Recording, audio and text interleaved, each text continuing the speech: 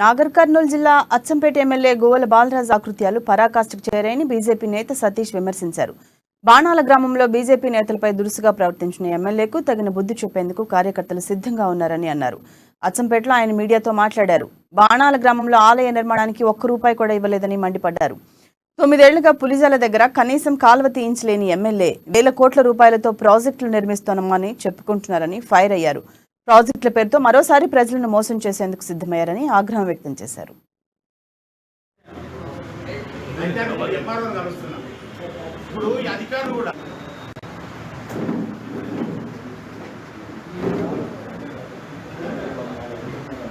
గుళ్ళో ఆయన రాజకీయ ప్రసంగం చేసిండు.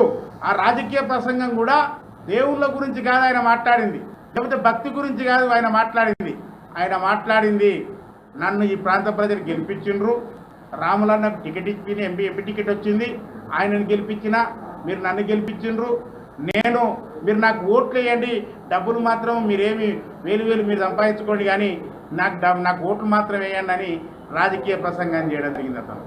అదే రకంగా హరీష్ రావు గారు 29వ తారీఖు నాడు వస్తుండు ఇక్కడికి, మీరందరూ కూడా రైతులు రావాలి, అదే రకంగా రైతుల కాళ్ళను కృష్ణానది నీళ్లతోన కడుగుతానని చెప్పేసి అని దొంగ వాగ్దానాలు, బద్మాషి వాగ్దానాలను చేయడానికి రాజకీయ వేదికగా దేవాలయాల ప్రారంభోత్సవ కార్యక్రమాలను, అదే రకంగా గ్రామాలలో బొడ్రాయి పండుగలను గువ్వల బాలరాజు వాడుకుంటున్నాడు. గువ్వల బాలరాజు దింపుడు కళ్ళ మీద